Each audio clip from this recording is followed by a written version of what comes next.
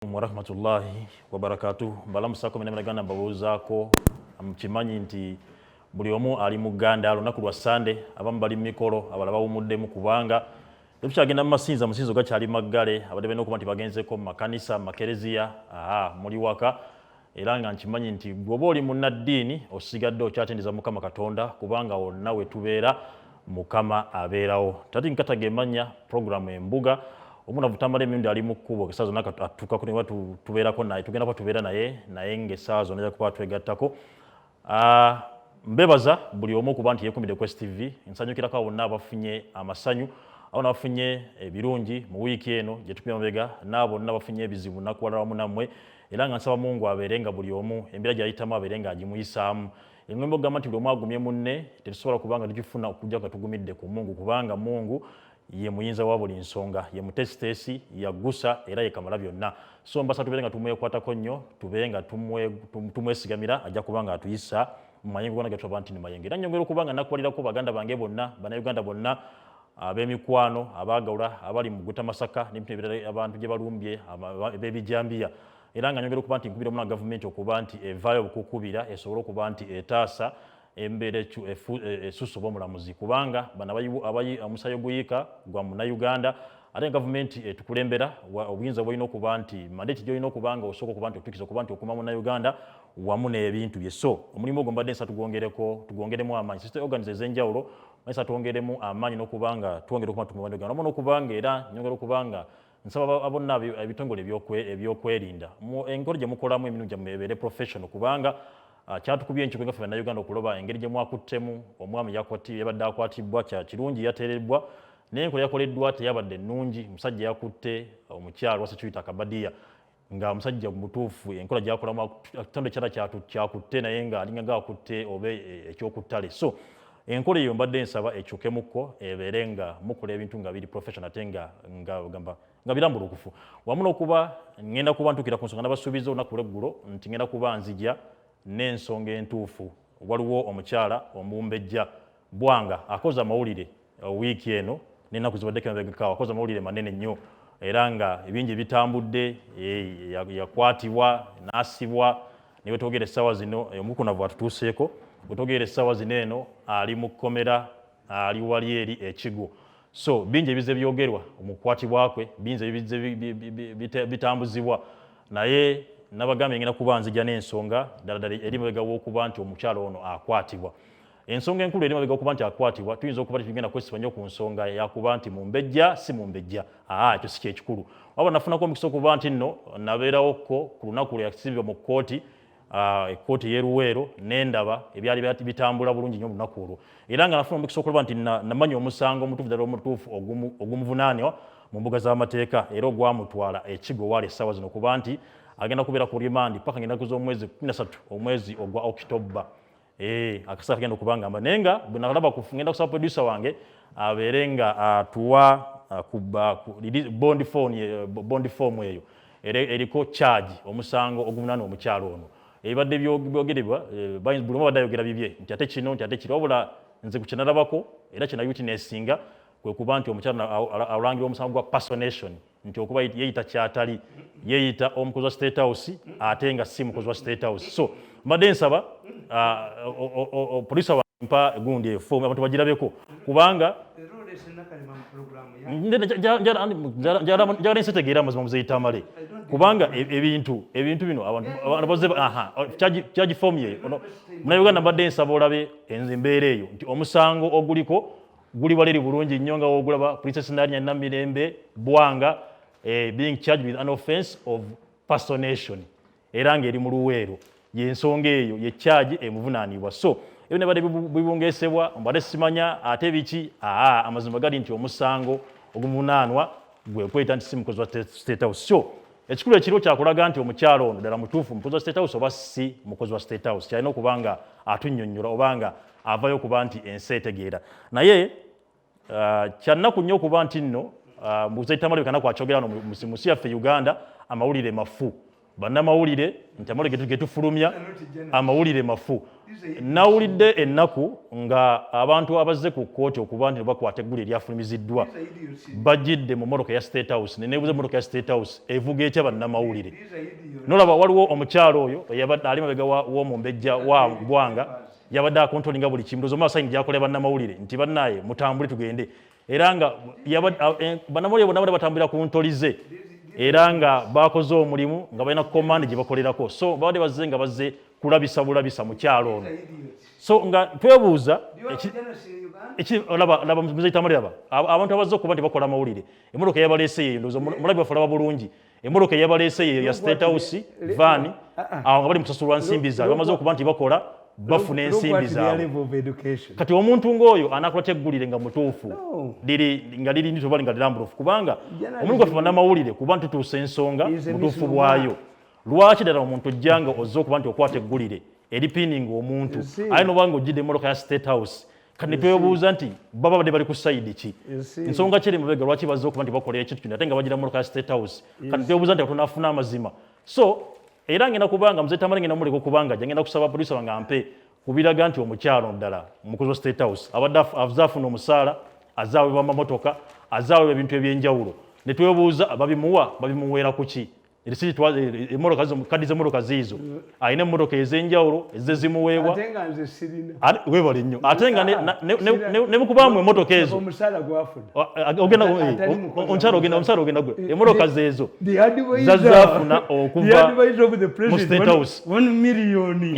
So ne twebuuza nga n'omukyalo mwennyini kano Edith Nakalema naye mwennyini yali omu ku baakwasa omukyalo n'emmotoka ezo. Risiti zeezo, erisiti gye mulabaawo kwasasulira office obukadde 18 buli mwaka gavumenti besasula ng'eri manya ga Princess Namirembe Bwanga office omwaka mulamba obukadde 18. Omusala gwe gwafuna obukadde 2 buli mwezi gwafuna Princess Bwanga okuva mu State House. Kati twebuuza ogwo omusala bagumuwangaani era njala State House evetu nyonyole Princess Bwanga zizo risiti nga omuntu abazo nazi tulaga bulungi nnyo nga bwazze afuna omusala gwe risiti zabadde tulaga era nga bina bitu ebitambula. So ensonga entuufu eri mumega okusibwa kw'omukyalo ono ngenda kuba tugibaleetera mu maaso awo katono nnyo kansoke muzeyi Tamale kale nga tulina kuba nti muzeyi Tamale mulekajje ngenda kusaba gundi producer wange otuuka vidiyo yako ketwagenze waliwo ettaka ensonga y'ettaka eriri essisa yemu wava emberebezi okuba nti n'omukyalo ono ali mu kuggula n'omu n'abakulu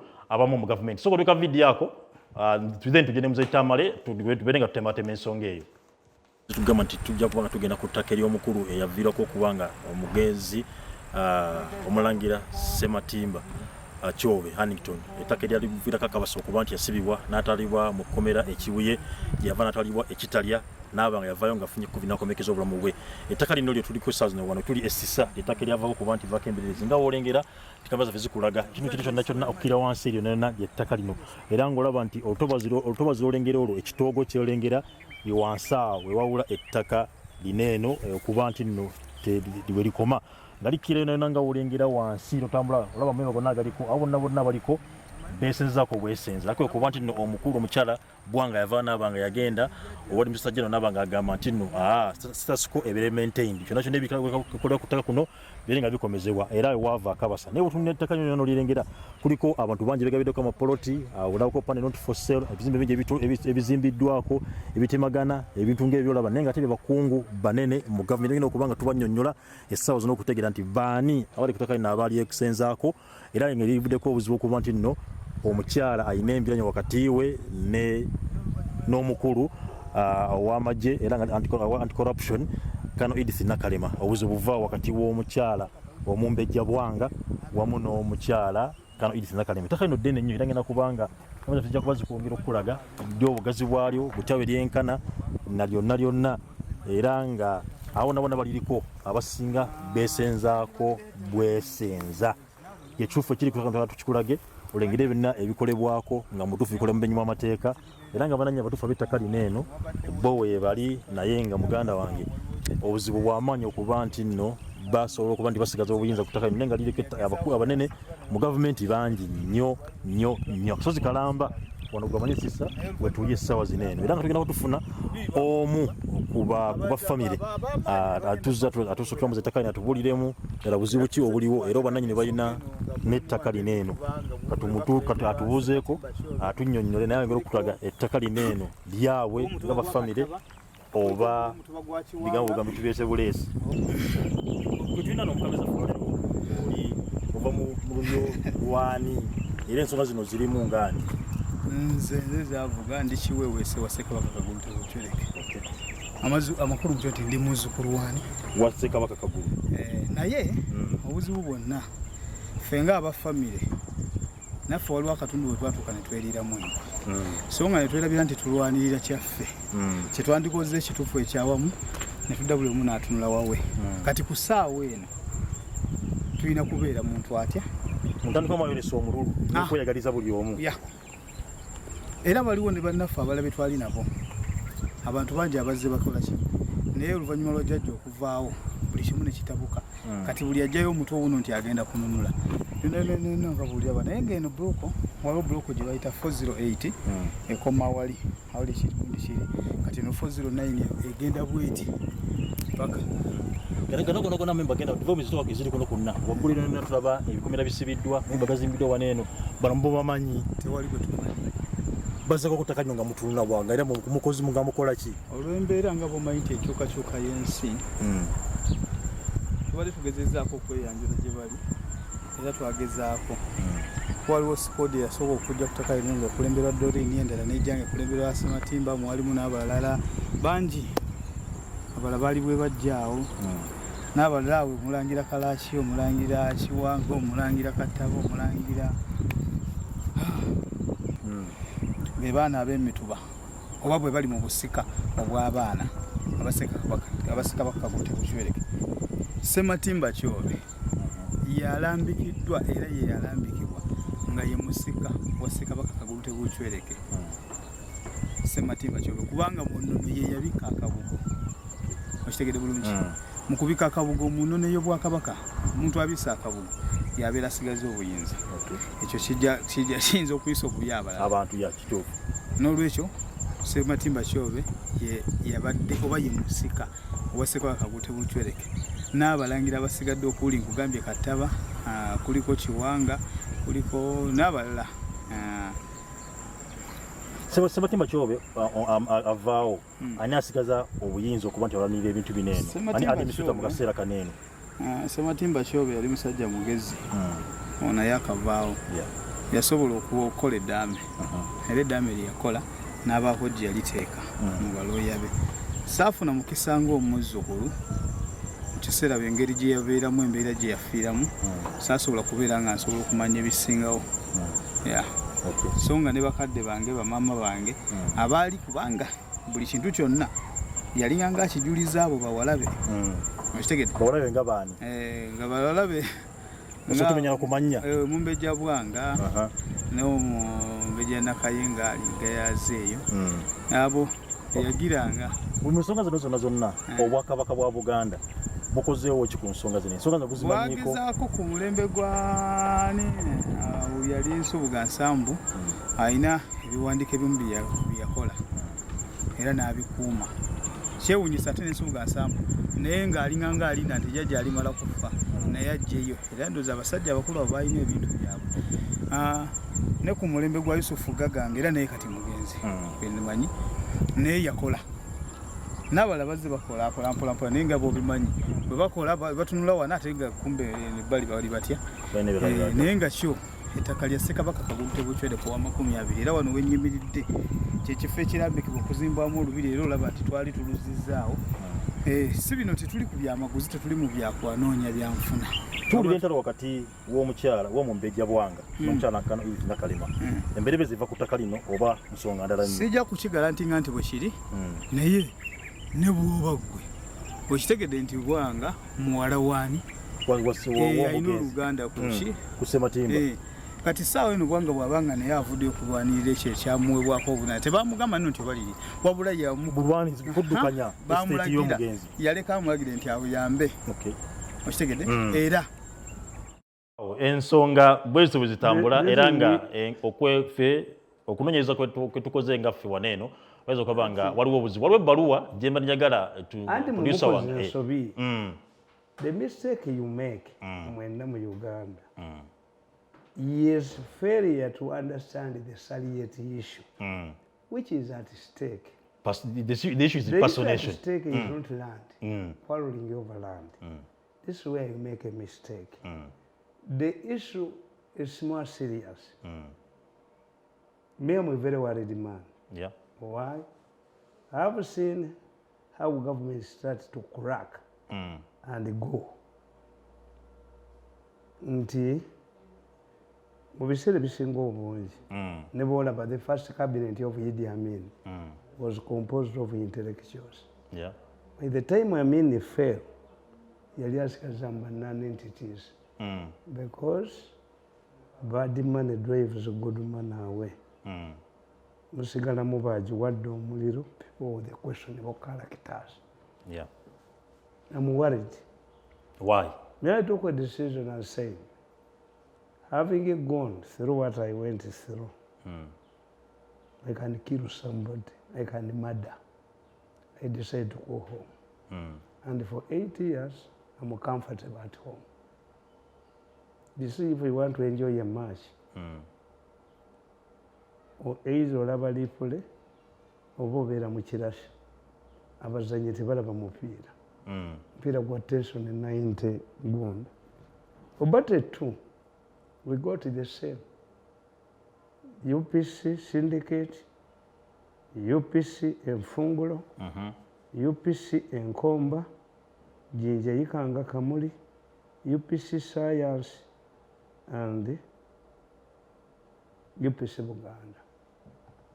The government was split into two. If Rwakasisi agents arrested you, the Obote group, the Mwanga group could not get you out. Mwalimu ebiwayi nga bukimu ky'amaanyi. Yes. Obote consoled himself. Is a part of ideas. Kumbe, his government was cracking. And when a house, a foundation cracks, tiine kye tuyita spillover. Nti spillover zitandika okulabirira. These are reflections. Nti the center is cracking. Okay. Kati one, nze I separate the two. Museveni, as a revolutionary, Karl Marx tells you, you deal with your own people mercilessly so that you send a strong warning to others. Ababo obachunya nnyo nnyo. No, that's why aba UPC bakola ebikolobero. They liked their party, but they lacked control. The Euroseas have not committed the same atrocities over UPC, over NRM youths, the so-called youths. We had the poor youths, we have the nonsensical youths, we have the scavengers, there's all of the youth groups. But tebakoze ebikolobero why? They fear the law. Okay. But it is cracking. It is cracking. Once the things fall apart, the center cannot hold. Kakati, abantu balina questionable characters bakukolera. Naye at the same time, tebaba na mpisa. Tebatunulira impact ya kintu. Tukiyita tutuula wansi. I have a blackboard. If you ask any of my people, they will tell you I always wake up at 4 a.m. Nga bucha. Nga bucha. Okujjako when, I think 2 days ago, my wife looked for me inside the house. Ngate erira okutitiyanda byemu. Ngate wasuzeemu. Nga nze I leave. Ate siri musesi. I'm not united. Ogenda okwebaka? Wabadde wooli? You can lock my house naye givaamu ngate erira okiti. That's the unique part of me. Kati nze okuka essaawa 10 nentandika tukiyita meditation. Nentandika okulowooza. This is when I write. tetuyina kyetuyita brainstorming. Brainstorming otuula wansi n'omanya ne banno. Okay, mu economics tukiyita mu journalism tukifa abaasoma. Those are not journalists. Let me tell you, when you read my book, The History of Media in Uganda, I told you that media has never been recognized as a profession at par with others. The law says, but it failed. The professional body, NIJU, the National Institute of Journalists of Uganda, failed. The last president was in Nabusai. Why? Journalism is for poor people. Those who are failed elsewhere, the semi-literate. This is why Museveni calls you Abolugambo. Lumamongers. Has no respect for you. When agenda okusoma amawulire nakolerako mu Lupapula Zambia naye nga balina wardrobe. There is a press conference in the State House. You put in a suit. You look at the press conferences addressed by the president. Ali mu t-shirt Embuga seeki. You should even have special people who can attend the wound. Kakati ekyo media einasika. Many of these journalists you are talking about basomi ba birango byabafu. Kintu Musoke described the Ugandan media. Journalists as a group of people who arrive at a function more before anybody and leave after everybody has left for demanding money and beer. In your time, the first thing journalists do is to write their names and the institution they purport to be representing. And they expect money. You see squables. The organizers expect money. That's why you are poor. You eat like a bukolwa. How can 20 people attending a function? Ajaba mutualu kubanga yakizi. That's why you are not easy. Let us have a conference of journalists and a conference of lawyers. Mumuva mwine motoka mikeze parkings. Ate waliwo. You were poor. The problem of journalism in Uganda is poverty. Nesifenna. Anti kakati bwewe wamu respect. Yes. Ntize ne kakande twajja mawulire.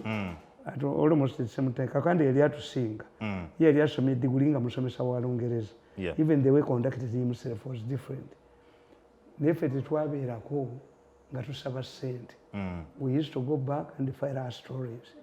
Omusajja omba muyita lawyer. Yali atuwa sente ne kakande nga atutulapinga ne tuzigana. Abamuli abagendeyo yabakwata. That integrity. Twali tumanyi gye tulaga nti tulina a journey. Yes. That's why zatandika okuwandika amawulire 78 nga sina bugundi professional naye nga natandika dda. Kakati mbaga nti problem ereetebwa muzeeyi yabayita abavubi b'ebyennyanja. Abavubi b'ebyennyanja problemu yaabwe nti bw'oba tobayambye kubasomesa kubamu bavubi b'ebyennyanja divine power ndi bafuula abavubi b'abantu. Yesu yayina divine power. Yesu yayina mission. He had to humble himself. And you must look what the society at that level. Yali efaanana baki. Okay. Maybe the fishermen were respected at that time. Yes. Because floating on a lake was not easy. But when Jesus met the lepers, did he consult the fishmongers? No. He consulted Luke.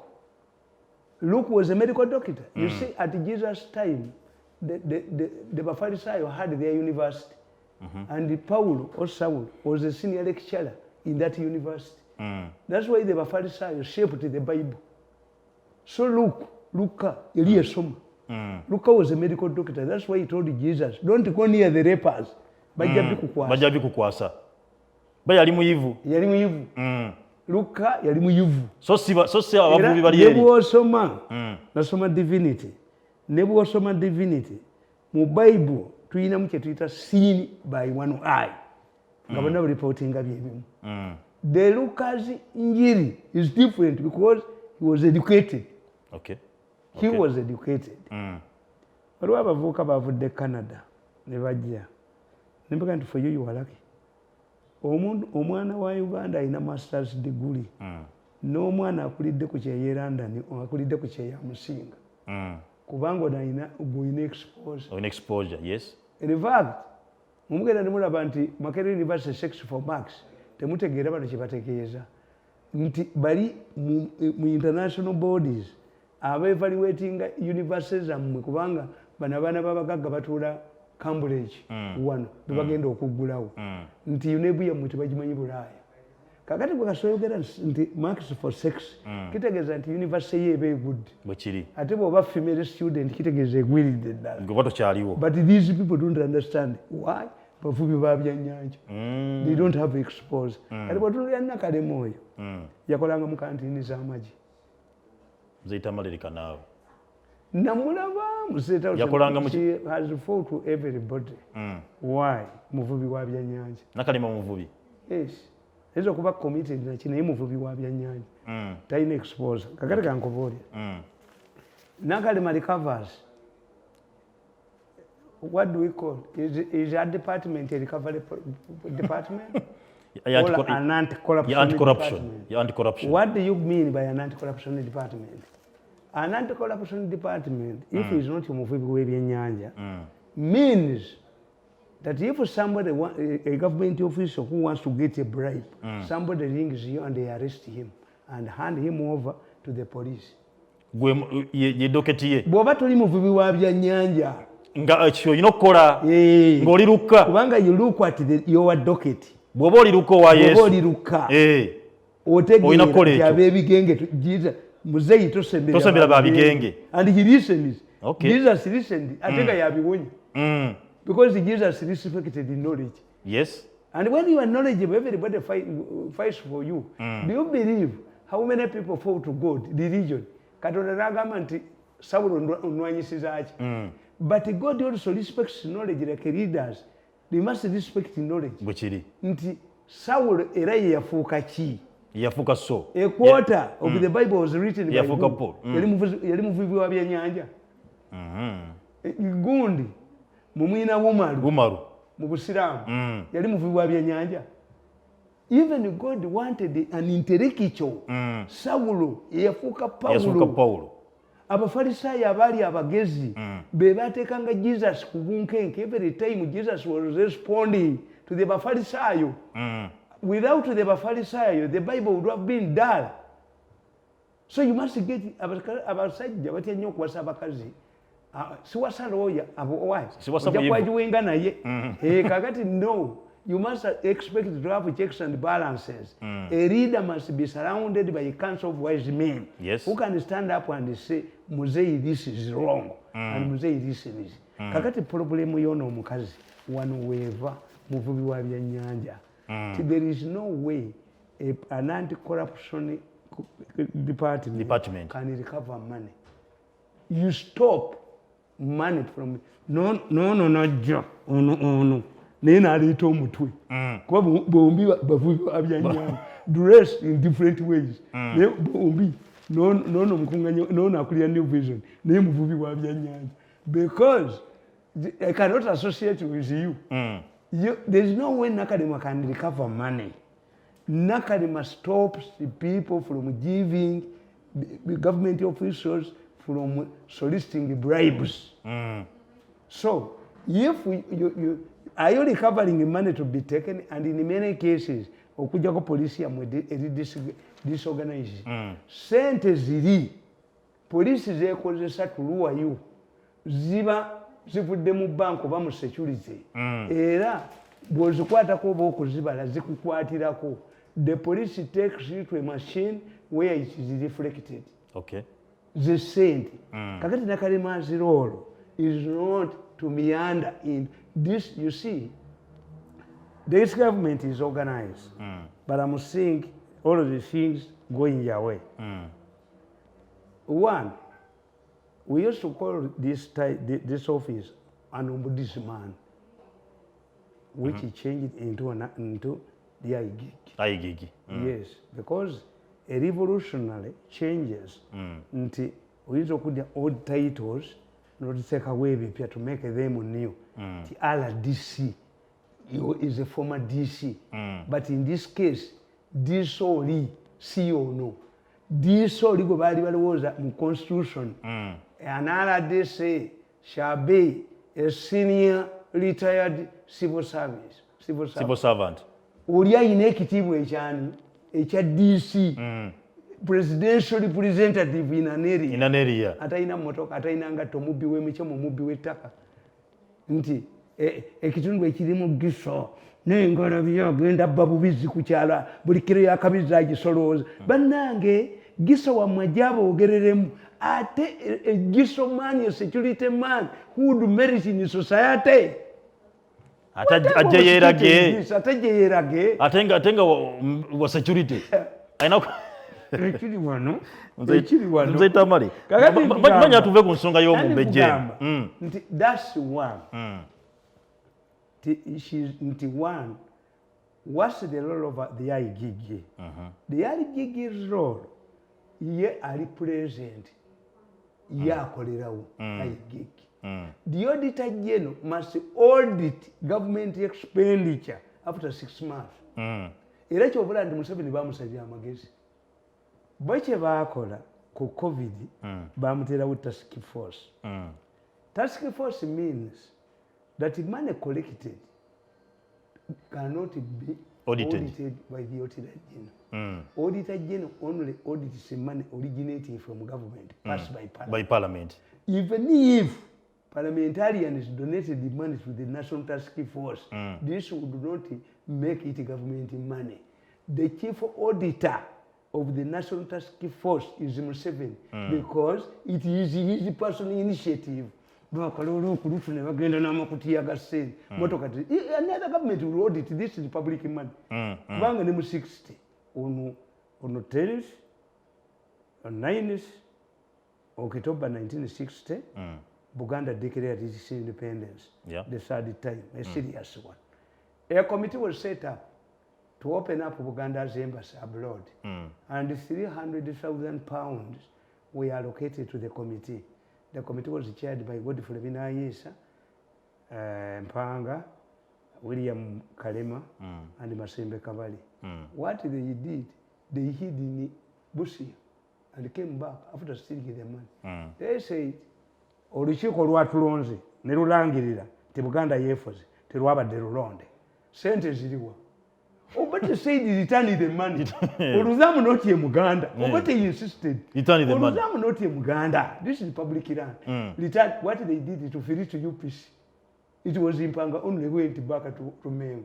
Nayenga milioni ng'emitwalo gya dola okutegeera emitwalo gya dola 3 gyali egya pound ya Bugezi emu yali sijja Uganda 20 embaga y'Obote yamalawo pound emitwalo egi 3 embassies closed in protest.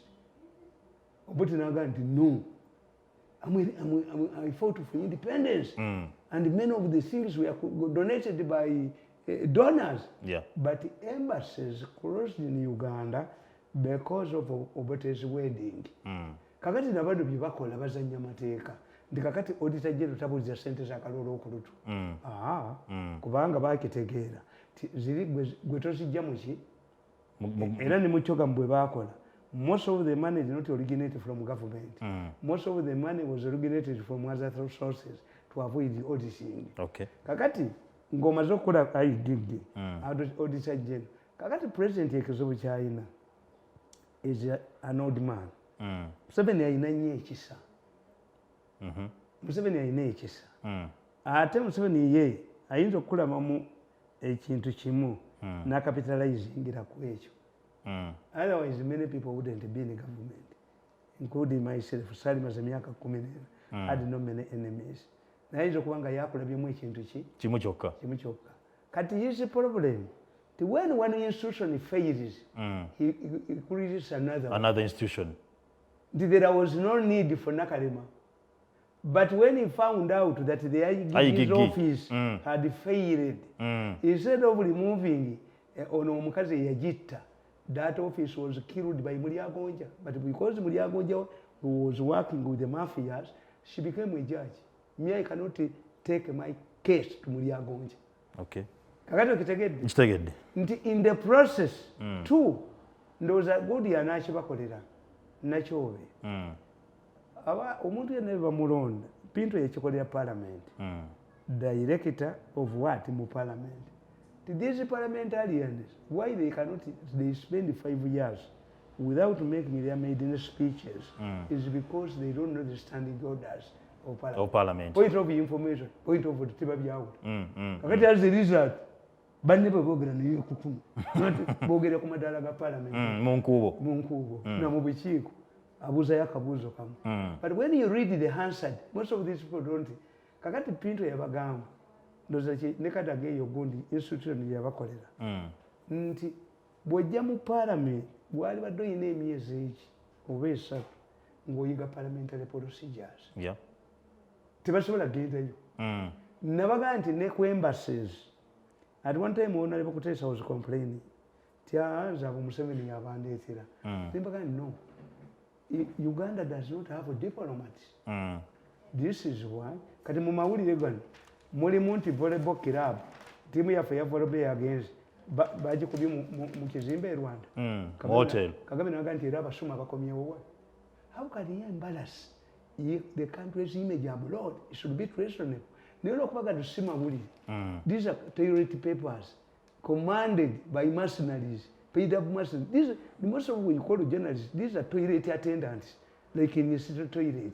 Your story tebasobola gikuba nti aba volleyball aba basketball Rwanda ne hotel ne balimu okusasula. We are investigating what? Because you know you gave the money.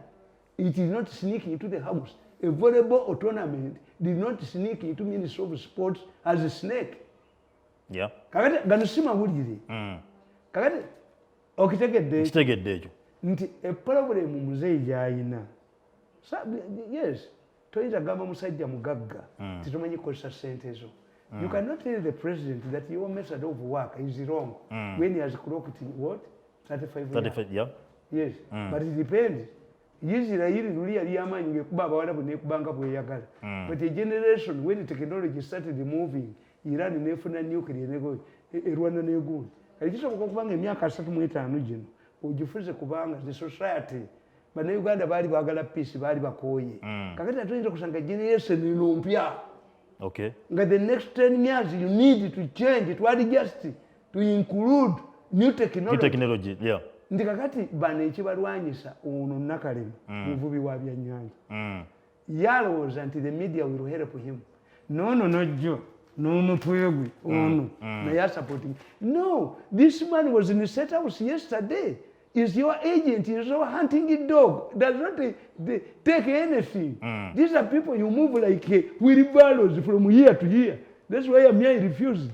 I cannot be a hunting dog for anybody. I decided to go home and I'm doing well. Kakati is nkubuli anti ekyo kimu. 2, impersonation. It should have been Nakalema. Impersonation is a crime. It would be done by the police. By the police, not this is not on sewer discipline. On Loloye is to monitor. Except if Wanga was soliciting money using state house, that would arise. Yes. You have committed 2 crimes. Soliciting money.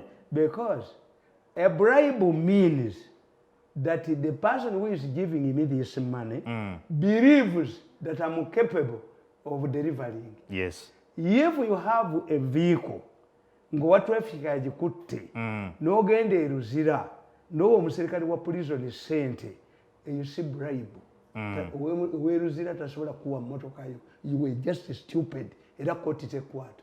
Okay. This person he give money must be able.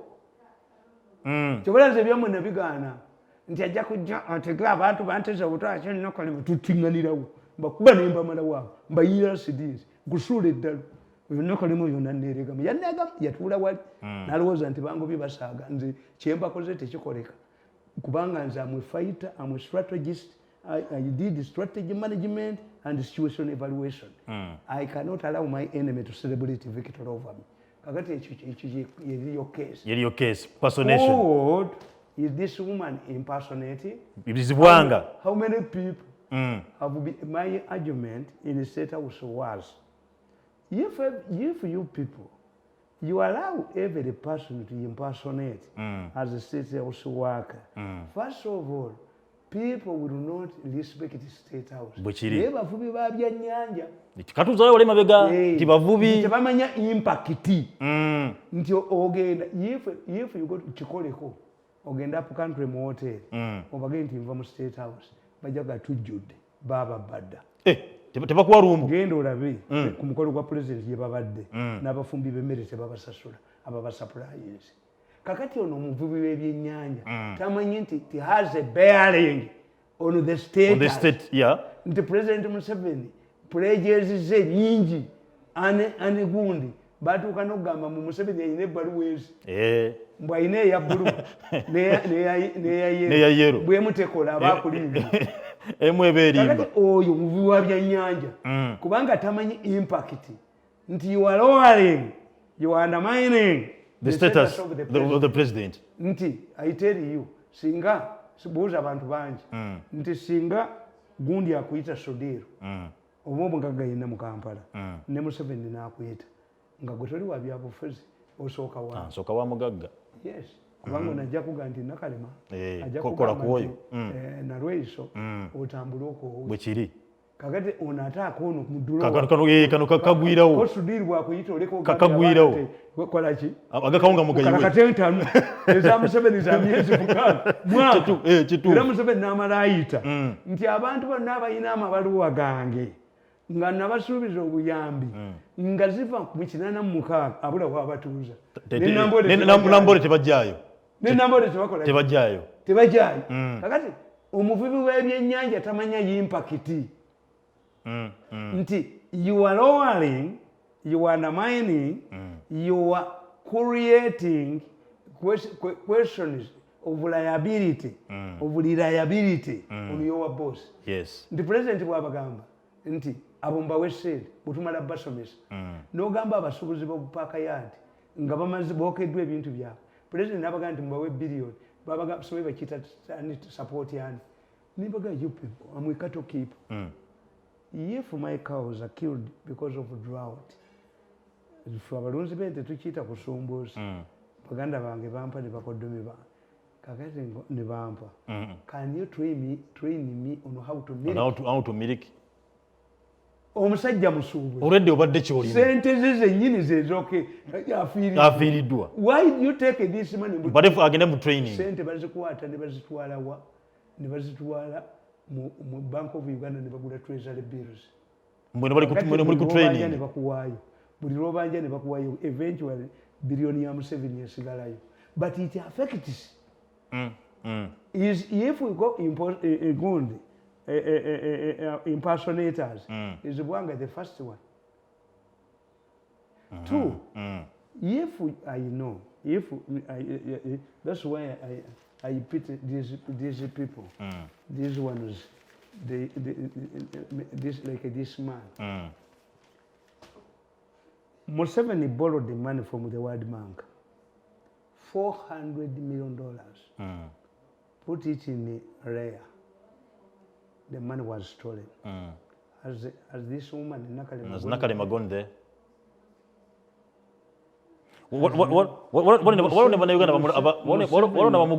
Museveni directed that the two people in Raya must be arrested. And even he wondered, are these fools still breathing in Ugandan air? The two men, I support them. They said, if you want us to be arrested, choose a judge for us. He must give us a bail, and we must not go to prison. We must refund. We should be accused of failure to account. They're still here. Where is Nakalema? Embuga tells you that he useless old man who has lost all weight celebrates when he breaks soga soga. Ndifana gangi soga soga. Soga soga nga kyamenye. Yes. You the big fish. Good. Mulenzi gwe. Give us the big fish. Which big fish? Era Uganda bagama. And if you say and corruption in ekola ku. If you say 29 billion. Kuba tono tekola ku banene. Mutubulire what's the cost of Nakalema to collect 29 billion? Where she's meandering. Ngatalina supposed to gain that. Simuli mugwe. So, this has it reflects on the performance government and the image. 3, you see, when you do public relations, naffe bwe tuba tukola research, mbuuza why is Mirundi conducting himself the way he conducts himself? Many people think that I'm a very complicated man, when I'm not. Yeah. Many people, I'm honest. Why? I don't believe in malice. I believe. Me, I don't go to church. But I strongly believe in my traditional religion.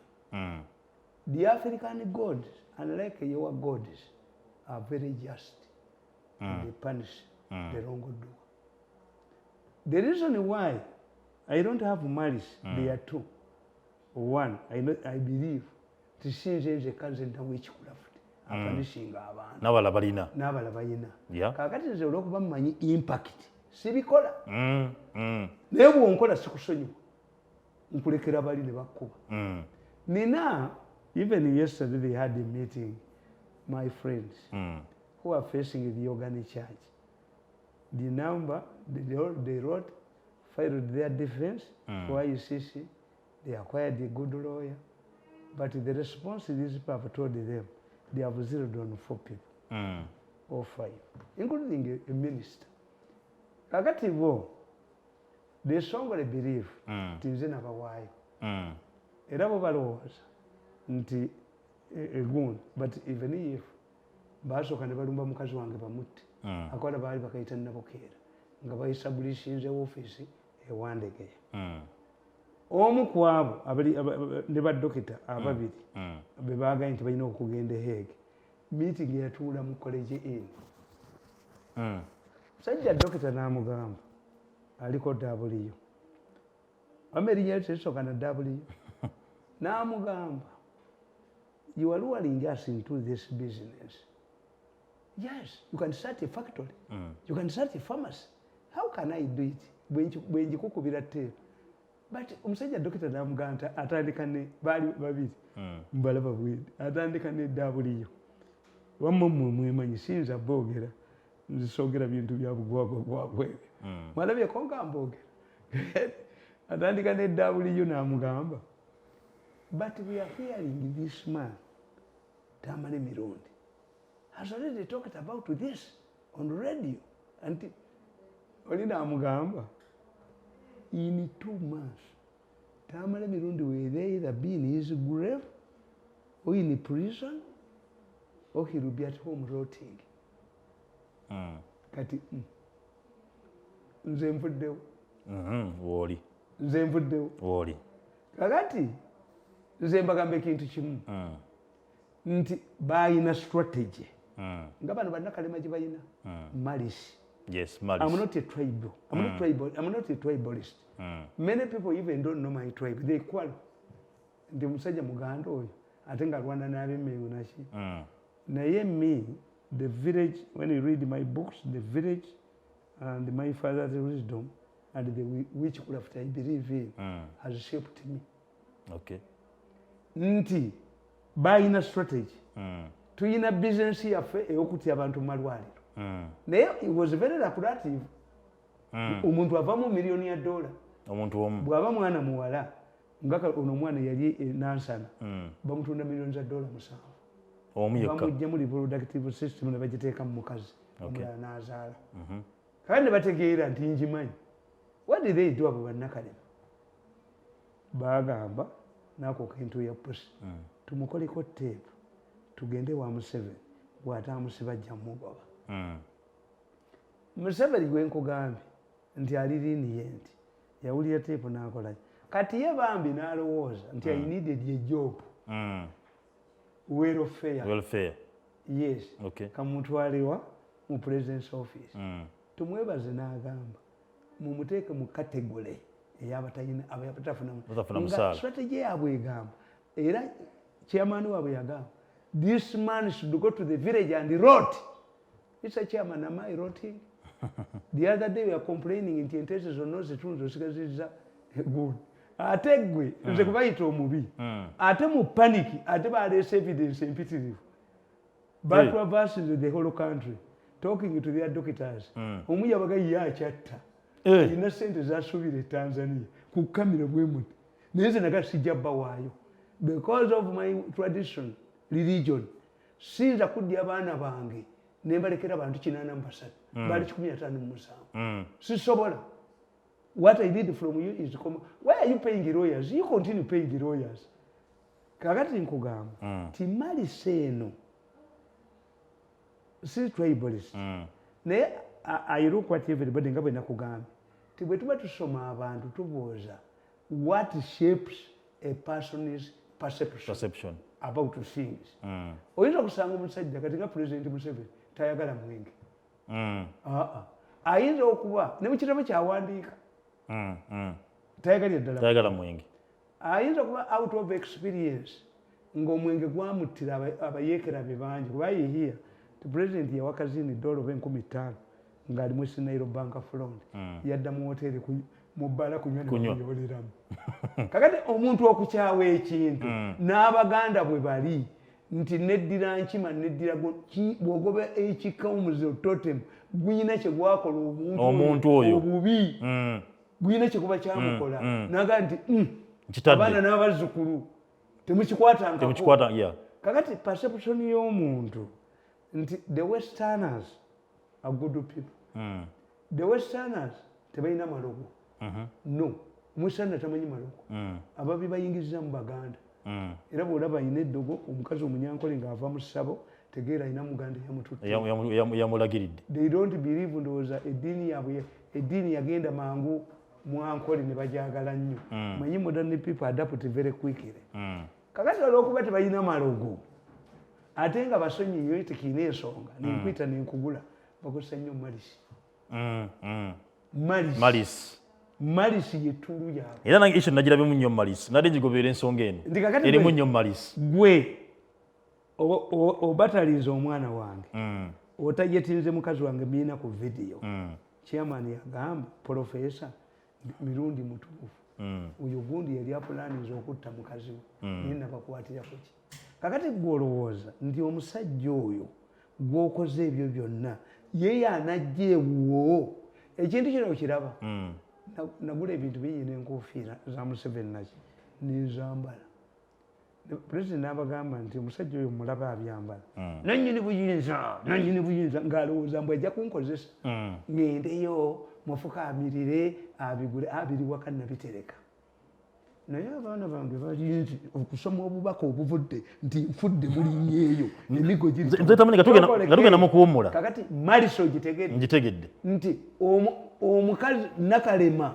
ayagala nnyo omukazi ono amwanike amulabise era kyabaddewo bwolaba engeri gye balisaba amawulire gye bakoze biki kwabadde kulabisa bwe tuba tukomyewo mukuwummula ngenda nabagamba nti polobuleemu yammwe eryeki Sheikh Kamulega yagamba efitina yeetooloola kati nze mwamalisinga ne munkuba ndi ate obujozi bwammwe kuba the westerners are good people bucket the subjected me to a half year malicious propaganda sponsored by Nakalema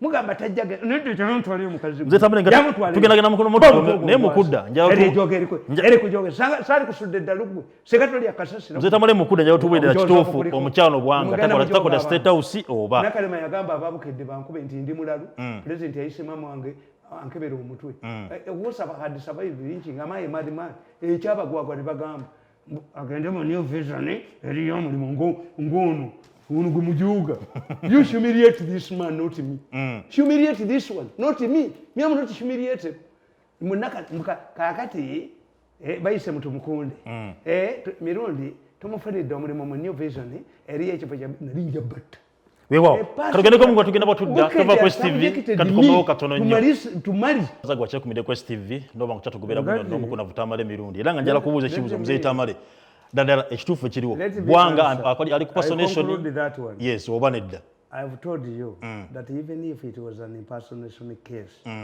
it does not, Nakalema has no powers. Si ayino chikola ke. Nakalema would have laid a trap for her. Finally, Abaganda tukugamba nti entamuje wali ofumbiyemu. Tojita kitamutamu. Nabaga nti bwe mba mulwaniranga ku mizigo. Omanyanga byovuma mukazi wo. Oba omuntu wo. Balo. Waliwo ebitabakomyawo ku mizigo.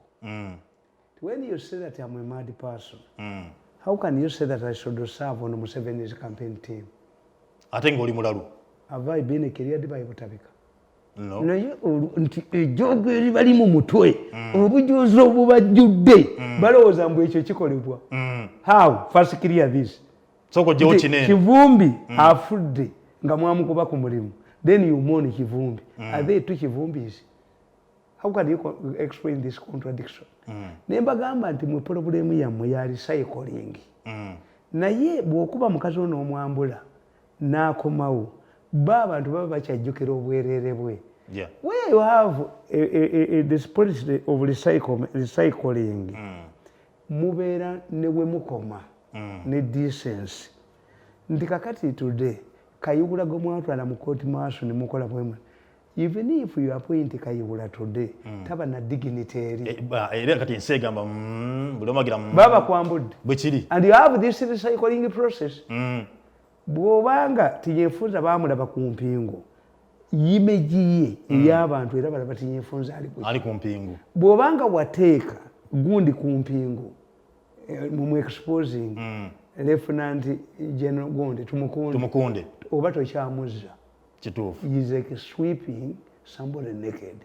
Toyita kukwata nasali gwe wasiba n'otwala nti yabbye ssente miliyoni 35 enkya president n'amukomyawo mu bantu be bamu kubanga bajja mugamba nti gwe ono omukazi gwe mwatutte mu kamasi sali the humiliation every people you say baserikale be bakole ebyo ti omuserikale aziza omusango mumuteeke mu gundi mu seero mumukole mutya asigale mu community because what has done is beyond to train other soldiers baleme obikola naye abantu bemugenda okukozesa kakati how do you deny nti omukazi oyo yafuna atya security yafuna atya ayina abasikale bataano even if bwanga nti bwanga mbadde mulaba firongo time conduct yourself why kuba ne bwanga naye level y'obuyigirize bw'omuntu ematalinga kinene nti mirundi namala mu state house emyaka 10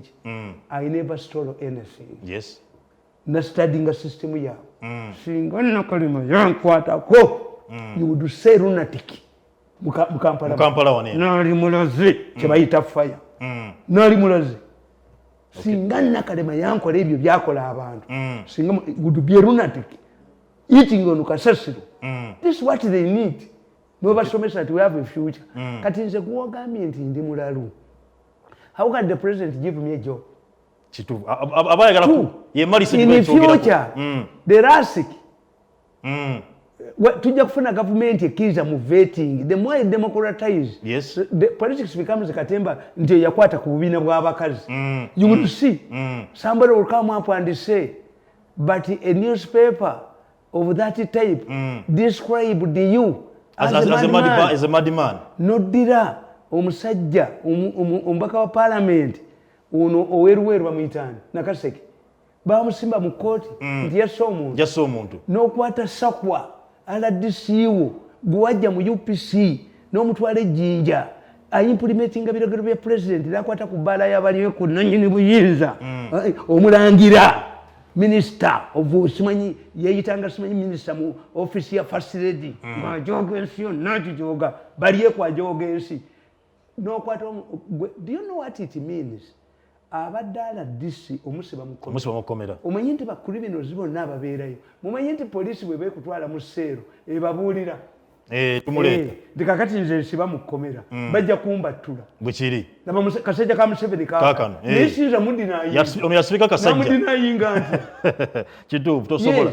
Naye gwomuntu kakati oyo mukazi gundi oyo. Bwange. Olowooza empisa gye bamuyisaamu mukomera era ne bamutwala Nakalema ojja kufa bubi. Nze nagamba Nakalema. Ajja kufa yeetakuza mayinja mu mbugo. Ate Nakalema ajja kubunya mu mbugo mukene. Siyinza kisa zaamu. Nonkuba mu mawulire emyezi mukaaga kolubya akaabukedde. When my mother was almost lynched for supporting Museveni, is it how you reward me? Jatuve ku nsonga eno. Abaganda batugamba nti bakabaka tebatta naye abasaakiriza. If you carry out that malice nga Museveni agenze ne mufuna omukulembeze atasuza mutwe mu firiji mujja kuggwawo. You better learn another method. The method of humiliating the people and the goon, kubanga the people you humiliate are going to stay here. Okay. Waliwo wano omusajja bamuyita Nyanzi. Nyanzi yali minister. Kasire n'amulemerako bwakuba amasasolo Kasire bamuguze Kasire bamugulanga. Nange bamugulako n'anvuma naye ate namuyamba mu bintu bingi. Newe bamuziika. Ekyapa baali bakiremedde. Atukamiri n'engamba omusajja yali akikwese nti president has promised this to workers. Ng'ate ndina katiga bwendi. Namugamba omusajja I'm going to come to remove you. Why? I'm a political activist. President yalagidde yagambye Kasire we bamuziika bagulewo. Ng'ekyapa akikwese omuntu. Okay. Ayagala ate akitunde mu government sakimusese. President ayinza kwogera ekintu n'ogaana gwani. Kakati gundi abaganda bagamba nti abasaakiriza. Anybody who listen to the tape ntu ya possibly ya fabricating and Nakalema against me Nakalema n'atuula wa Museveni would have killed me. Okay. Nemwe Katonda tabasasudde. I sent a message to somebody. I'm watching you. You are discussing this and this, but assure them, because of my traditional religion, yenzikirizamu Katonda ababonereza. Sisobola babonereza mirundi ebiri. If they fear nti siri committed, sijja kuwandiika. I will never testify against you. God has punished you. Mutya abalamuzi babaliddeko ssente baloya balidde ssente. The government yabawadde ssente. In the spirit government yabaweereddemu ssente nange mumpe. Okay. Tusujuwagane. Okay. Kakati nkugamba. Story eno giraba.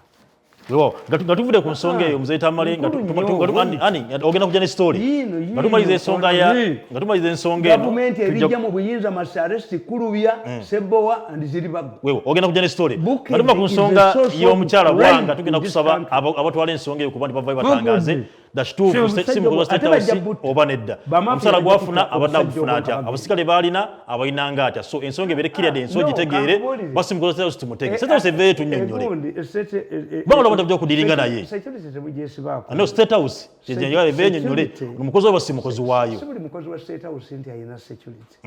Security you can even you yourself go. No ofuna security.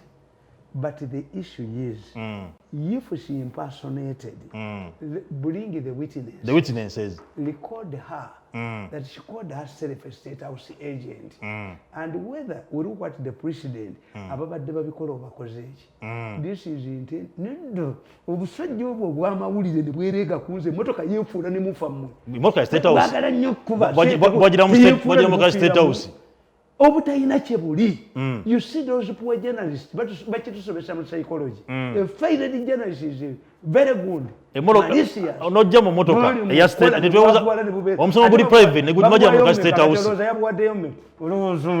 Kakati gwe ono eyalema okukuuma ku mulimu gwo from press secretary to good to manager ate otambula odda mabega yemusezi ate mbakolera ntya kati apa yino okuvaisha ekitalo nnyo okubeera ne Nakalema. Abamawulire balabye ne bagira motoka State House ng'ojja ku nsonga.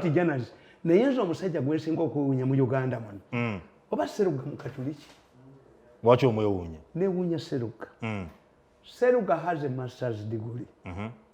But these people have never given him a substantive job. era naye namulabye nga yerimbye ne Nakalema. Who cannot help you to get a job? Seruga. You were moderator at Bukedde with a master's degree, with your experience. No, hunting dog, but you are one over hunting dog, Obasekerera. Kati go Seruga or one over hunting dog. How can you, Seruga, a person with a master's, you went to the media center, they frustrated you. Kakati oli kubukedde. Nagenda era abaya mu makalu bakola bulungi. Munnakyalo era oli munnakyalo. A master's holder. A master's holder to be a moderator. Bukedde Gold TV. A moderator. Seruga yafe problem. Seruga wangapi kojja wange. Kojja omulamba. Yetaaga mukwatiremu. Mujjeko ekisirani ekyo. Kubanga is comfortable. A person with a master's degree, you praise yourself for interviewing Nakalema. You are part of a group, a Muwaga. Could be a similar if you don't leave your recording. A man with a master's degree. Nababuza, if I can do a job which can be done by somebody who never gone to school, then what was the purpose of going to school? Kituufu. Kakati nkugamba. Olina story gy'obadde otugamba. Nti look what this is story.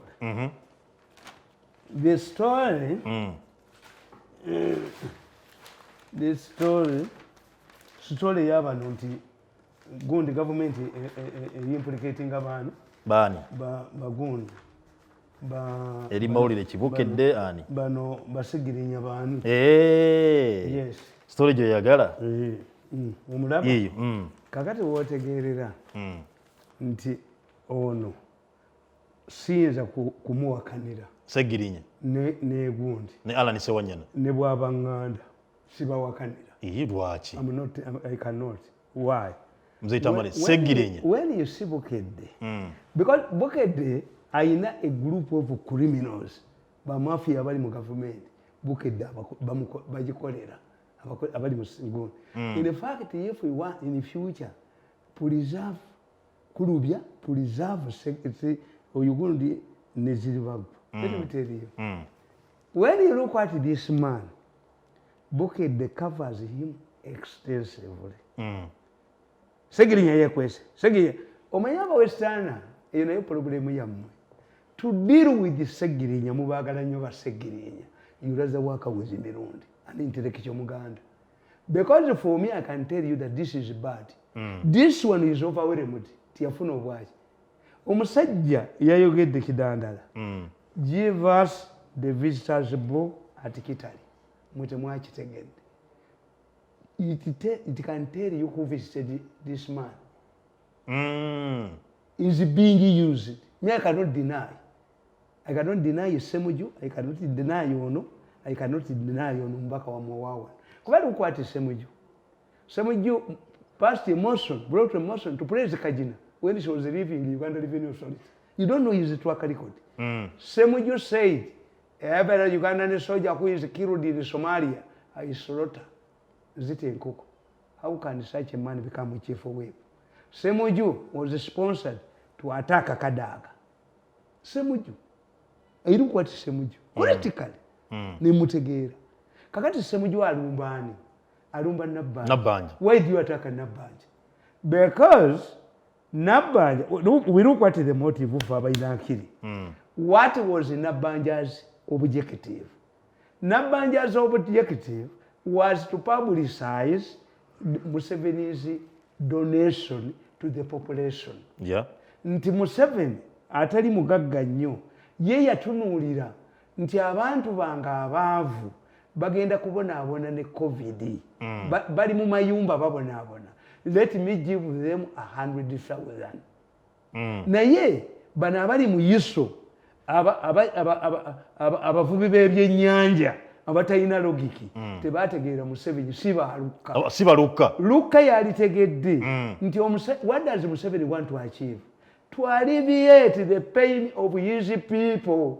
Abali mu muggalo. Oyinza okukisanga nga mu nsi yonna n'amawanga amagagga aga Afirika Nigeria teyakikola Museveni kye yakola.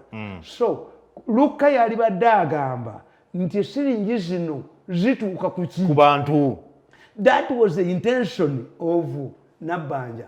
Kakati nina okumanya who Did Nabanja use fake telephone numbers to take the money, like a Minister of Education official who pays ghost teachers who don't teach?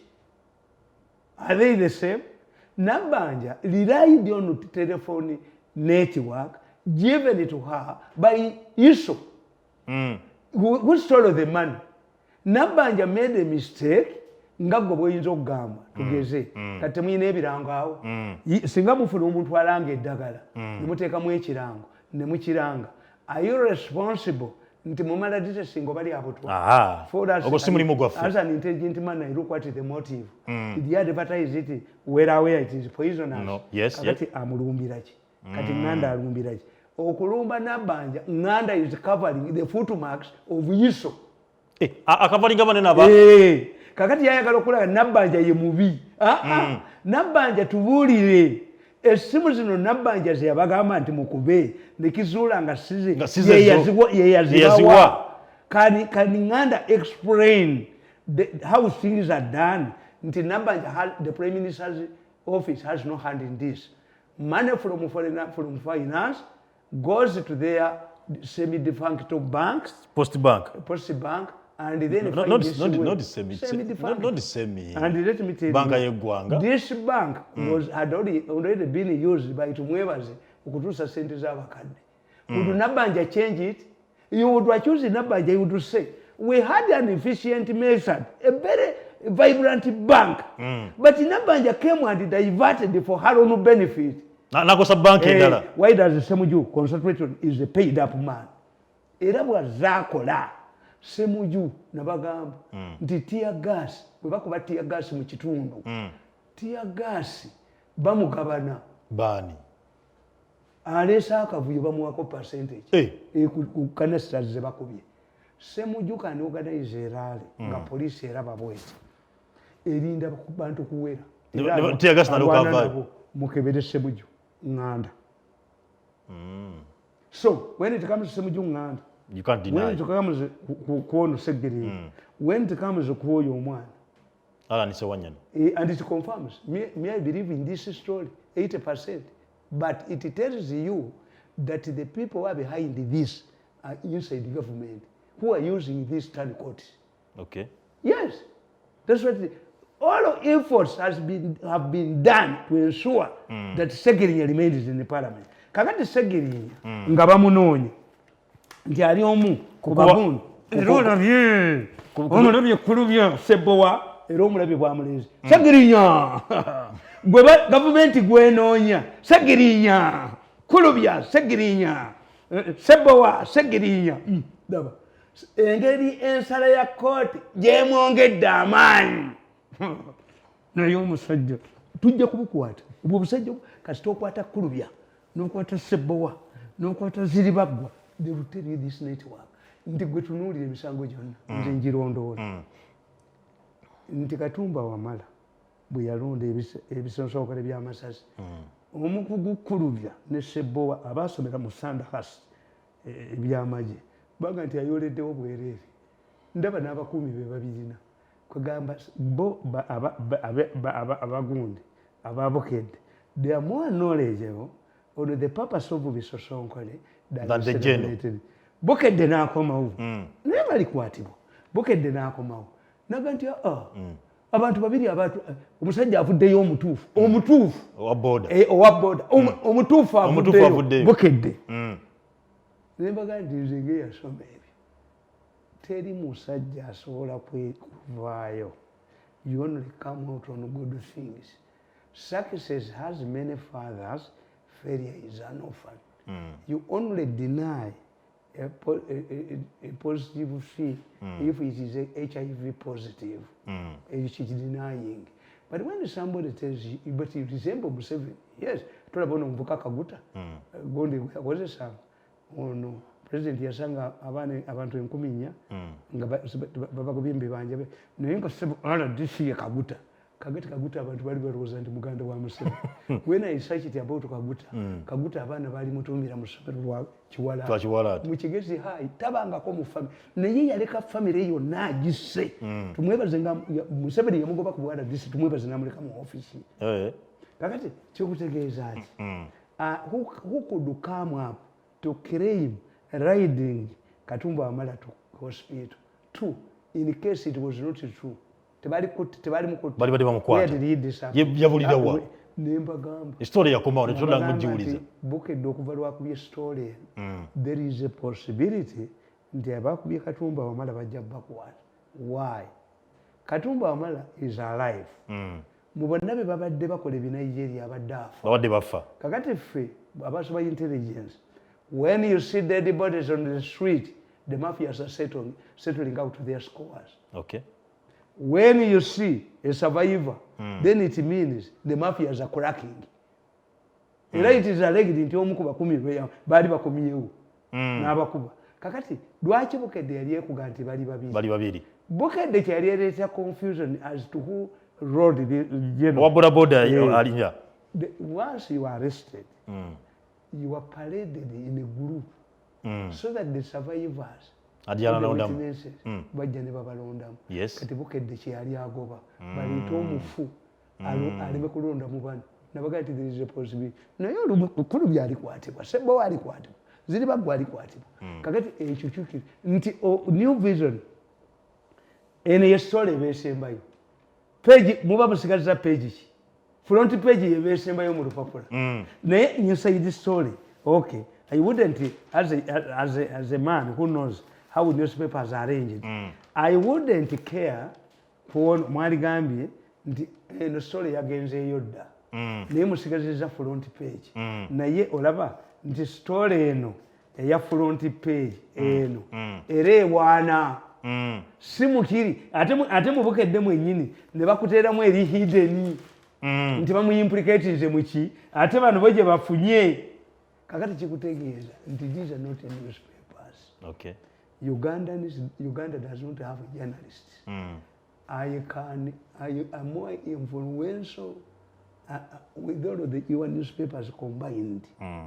Era kyovulaba bankuba nnyo ne bankuba nnyo ngende empunyi nga mpunya nti a talented man like me, an intelligent man like me, nti bakulekera ne bakkuba kakati bano mukyabaagazaaki mwe muvudde ne mu Uganda kuba mukamba buli singa abo baali bagezi mu kifo ky'okugula balooya baabwe. A case goes to the international court if there is no internal tribunal. Okay. If these people are not arrogant, but again, we have received the persistent allegations that Ugandans are being killed and their organ is extracted. But damukuleta kanakaza kali n'omuntu obulinga manga damu kagenda kuleta etteeka mu parliament erya donation kandi the bill is so aggressive nakalema yalumbanga makampuni gatwala abantu bweru basigaze monopoly. It is estimated that 4,000 Ugandan girls were killed in India alone and their organ is extracted. Ani agana nga makampuni nakalema let me tell you, if these people are not telling you, you better prepare your lawyer.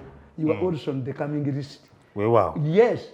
Why were you raiding companies that were competing with the companies? You burnt all of the files, you burnt everything, but can you also burn your photo marks in Libya, in Zambia, in South Africa? These Bazungu have a lot of information about you. They are only playing the games with you. But for me, I know that if I don't help these people,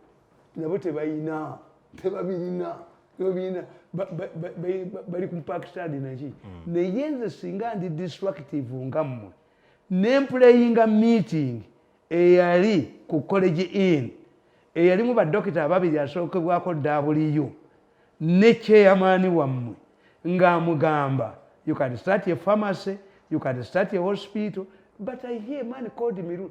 Within 2 months, Mirundi will be in his grave, Mirundi will be in a cell, a prison cell, or he will be rot. Don't care about him, we are going to finish him. Kakati nkakube, chairman, nkakube, nesijja kakuba. Kubanga oyo.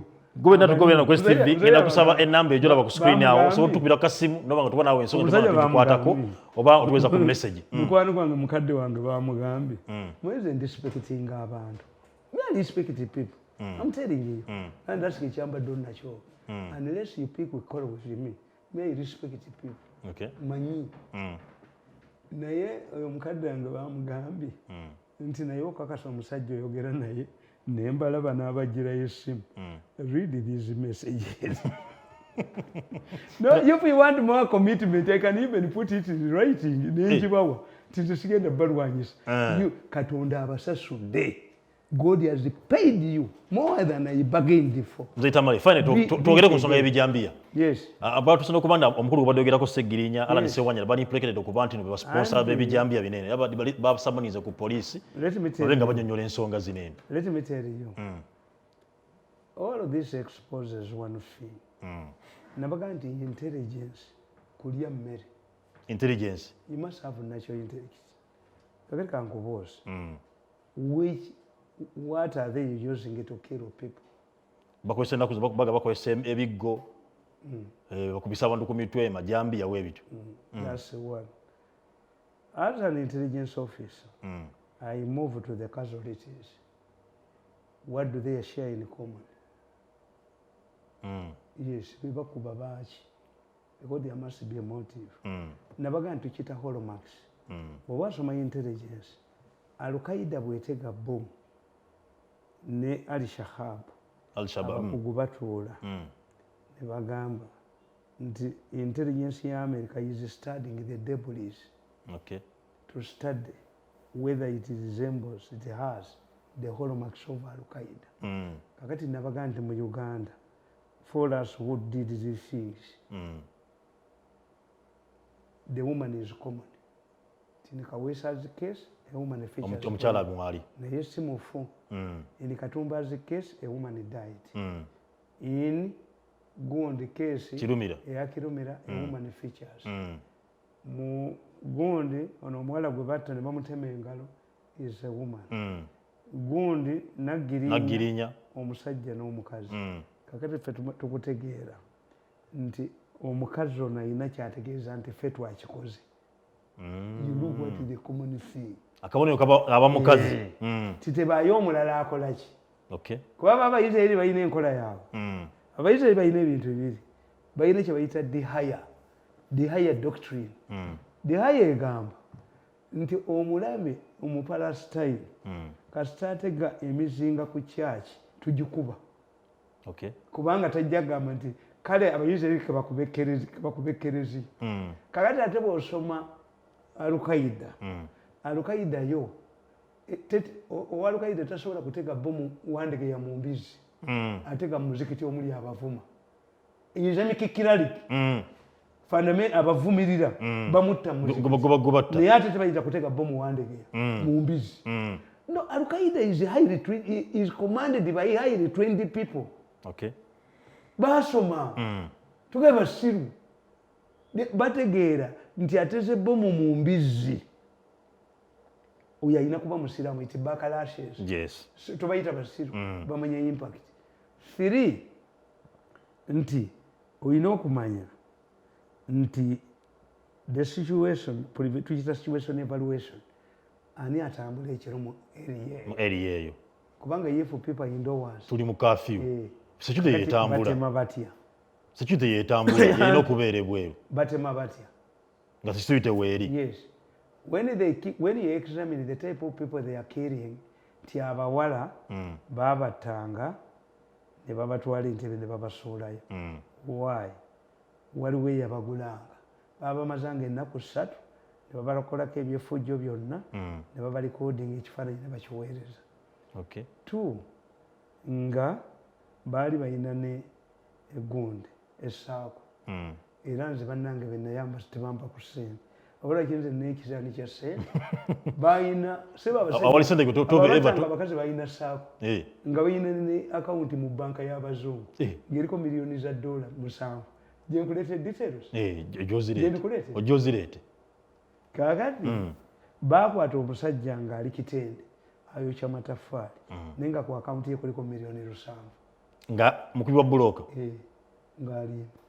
The reason why battanga abakazi nti Museveni is block of vote bakyala to throw their bodies at Entebbe to implicate UPDF, the special forces.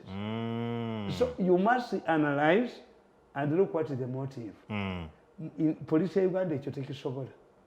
nti okay kakati katubuuze nabagambye nti Golola amaanyi g'ayina tayinza kukubwa mutamivu wa ku kyalo tteke nemusuula ku ttaka nemusuula ku ttaka kiba tekiriiyo kakati Museveni yajjako abakalamojja emmundu kalamojja is a case study abazungu bonna baalimu abakalamojja kalamojja is as big as Belgium cordon and search yes the facility did a lot of work namikisinga n'abakazi it was found out nti abakazi basigala bato nga bababu bannamwandu many younger widows two ne bagamba president nti fentezi wasatu banzibe to show that they can protect a woman nina kubbantu Museveni n'abaganda naffe tuziyina naye ate ffe tetubbanzibe three abaserikale bwe badduka batya abapokoto Museveni n'agamba nti abange tebajja kudduka emmundu gye emitwalo egi ena Museveni yazijja ku bakalamojja have you seen the police sealing off the areas searching no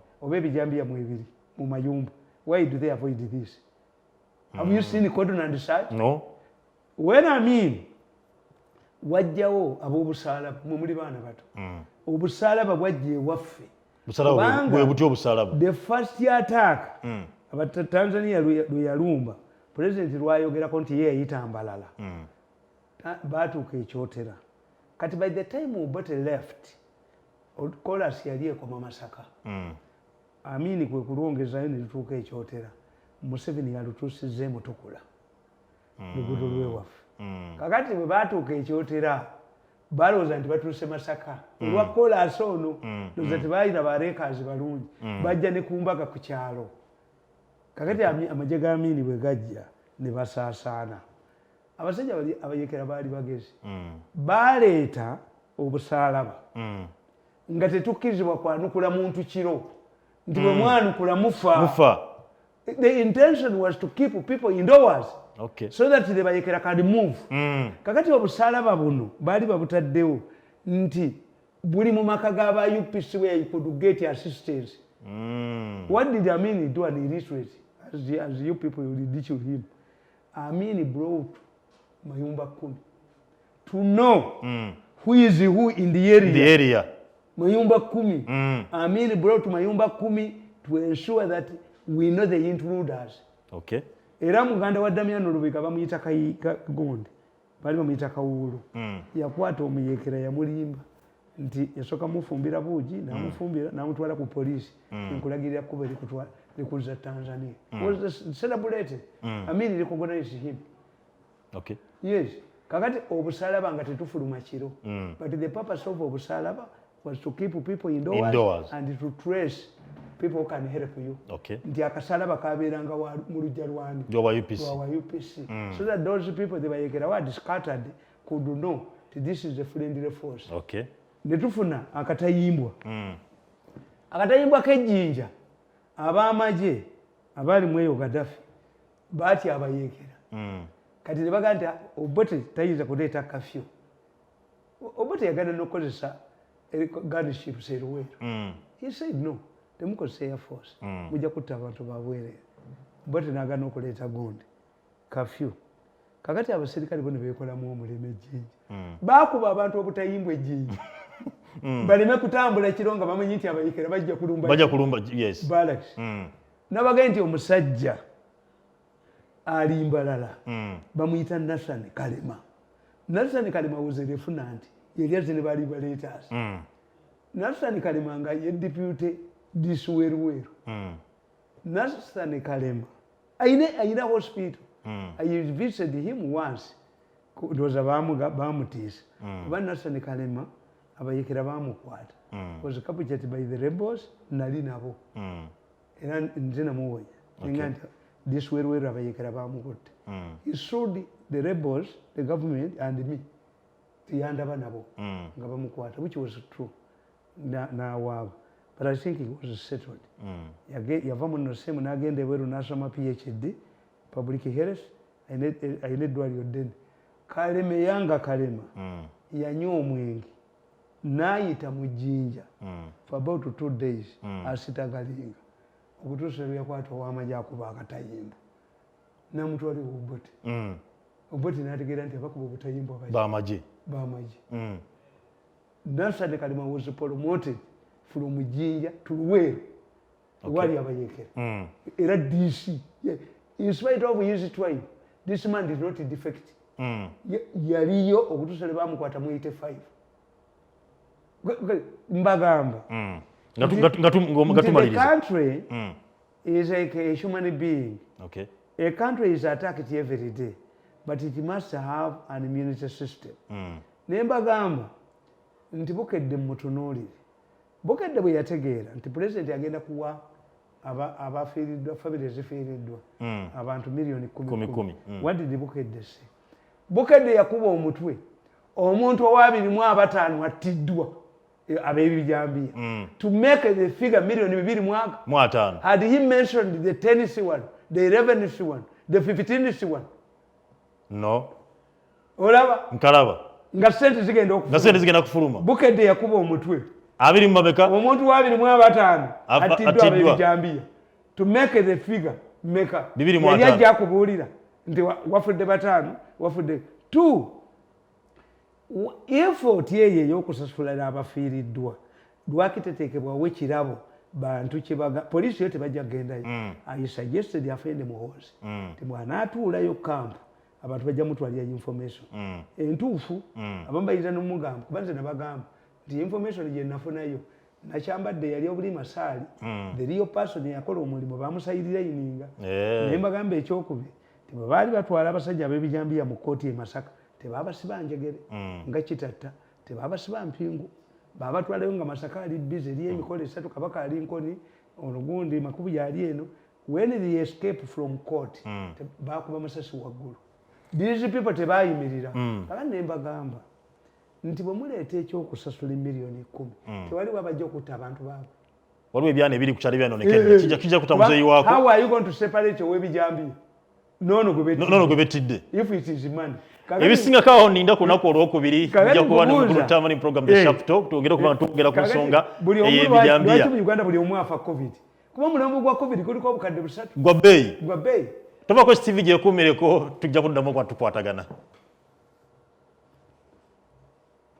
Kubanga tugenda ku ttaka ery'omukulu eyaviirako okubanga omugenzi omulangira Sematimba Chove Hannington ettaka eryali muviirako akabasa okuba nti yasibibwa n'atwalibwa mu kkomera ekibuye gyeyava n'atwalibwa ekitalya n'aba nga yavaayo ng'afunye COVID n'akomekeza obulamu bwe.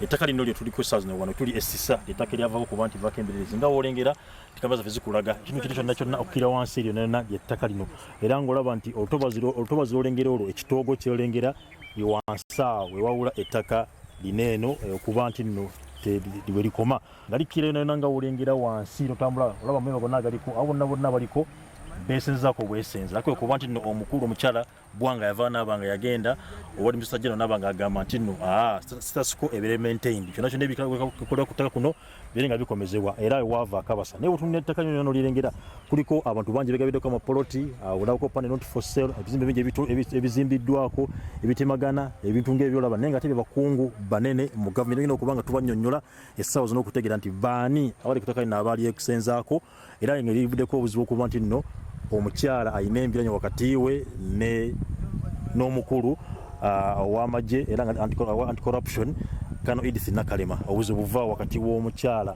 omumbejja Bwanga wamu n'omukyala Kano Edith Nakalema. Ettaka lino ddene nnyo era ngenda kubanga kama tujja kuba zikwongera okulaga ddyo obugazi bwalyo butawe lyenkana na lyonna era nga awo nabona baliriko abasinga besenzaako bwesenza ekifo kiri ku tukikulage olengere byonna ebikolebwako nga mutuufu bikolebwa mu bennyumu amateeka era nga bananya abatuufu ab'ettaka lino eno bo weebali naye nga muganda wange obuzibu bw'amaanyi okuba nti nno basobola okuba nti basigaza obuyinza ku ttaka lino naye nga liriko abakulu abanene mu gavumenti bangi nnyo.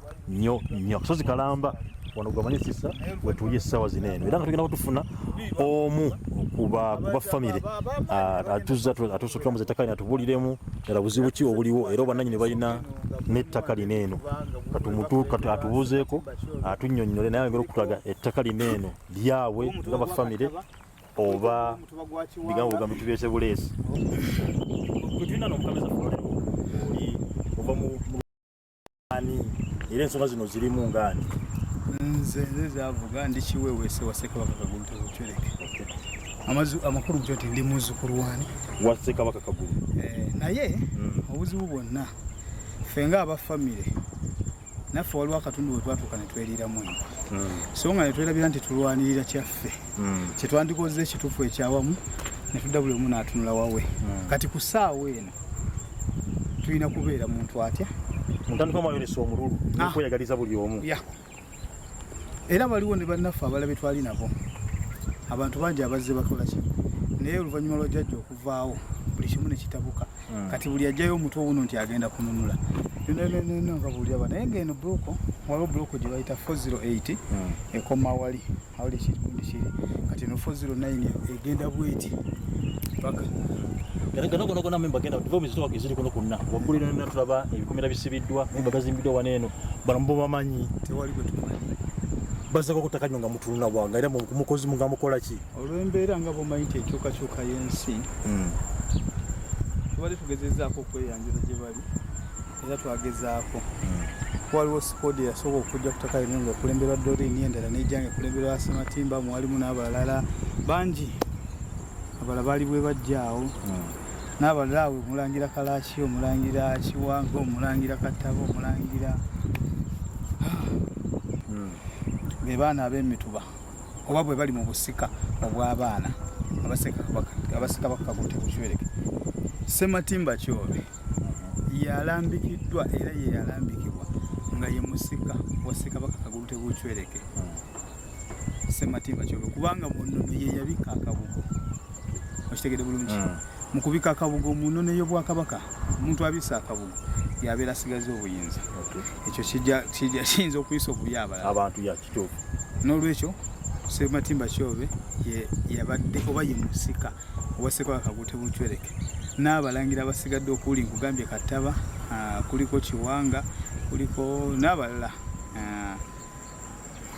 Sematimba Kyobe avaawo ani asigaza obuyinza okuba nti awalanirira ebintu bineeno ani adimisuta mu kaseera kaneeno Sematimba Kyobe yali musajja mugezi ono yakavaawo yasobola okukola eddaame era eddaame lye yakola n'abaako gye yaliteeka mu balooya be saafuna mukisa ng'omuzzukulu kiseera engeri gye yabeeramu embeera gye yafiiramu saasobola kubeera nga nsobola okumanya ebisingawo so nga ne bakadde bange bamaama bange abaali kubanga buli kintu kyonna yalinga nga akijuliza abo bawalabe okitegedde bawalabe nga baani nga bawalabe osotumenya kumanya Mumbejja Bwanga n'Omumbejja Nakayenga ali gayaze eyo abo yagiranga mu nsonga zino zonna Obwakabaka bwa Buganda bukozeewo ki ku nsonga zino ensonga zaguzimanyiko wagezaako ku mulembe gwani yali Nsubuga Nsambu alina ebiwandiiko ebimu byeyakola era n'abikuuma kyewuunyisa ate n'Ensubuga Nsambu naye ng'alinga nga alinda nti jjajja alimala kufa naye ajjeyo era ndowooza abasajja abakulu abo balina ebintu byabwe ne ku mulembe gwa Yusufu Gaganga era naye kati mugenzi benmanyi naye yakola n'abalala bazze bakola akola mpolampola naye nga bwobimanyi bwe bakola batunula wana ate nga kumbe ebbali bali batya naye nga kyo ettaka lya Ssekabaka Kagulute Bukywereke wa 20 era wano wenyimiridde kyekifo ekirambikibwa okuzimbamu olubiri era olaba nti twali tuluzizzaawo si bino tetuli ku byamaguzi tetuli mu byakwanoonya byanfuna tuwulira entalo wakati w'omukyala w'Omumbejja Bwanga n'omukyala Nakalema emberebe ziva ku ttaka lino oba nsonga ndala nnyo sijja kukigalantinga nti bwe kiri naye ne bw'oba ggwe okitegedde nti Bwanga muwala waani alina Oluganda ku Sematimba kati ssaawa eno Bwanga bw'abanga naye avudde okulwanirira ekyo ekyamuweebwako